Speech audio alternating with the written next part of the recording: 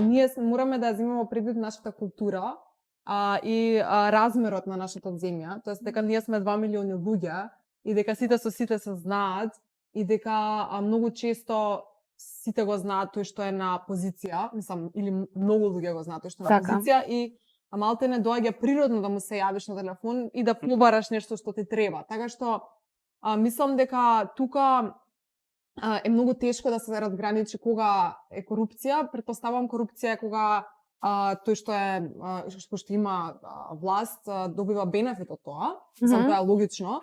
Меѓутоа треба да се земе во обзир и многу често тие што се донесители на одлуки велат ние ги застапуваме граѓаните велат сакаме станови за децата, не сакаме зелени површини.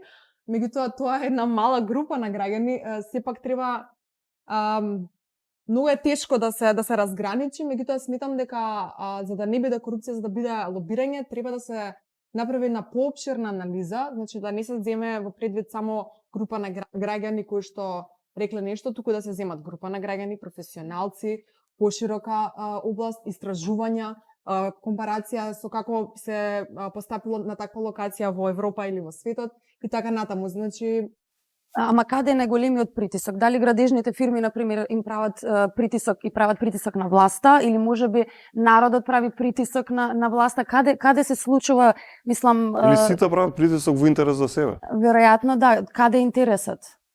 Мислам дека ние многу делуваме на индивидуално поле, тоест секој го интересира што него му е најдобро и забораваме дека го забораваме колективното добро, тоест дека сме дел од еден систем. Значи, јас ако имам парцела, таа парцела не е Бора остров во Атлантскиот океан кој што е изолиран од целиот свет, меѓутоа таа е дел од еден систем кој што има соседи и кој што функционира. Така што мораме да го сватиме тоа и мислам дека, тоест сигурно сум и се надевам дека како ќе се развива понатака градот и земјата, дека ќе се движиме кон тој правец, да го чувствуваме тој колективитет и одговорност за целиот град.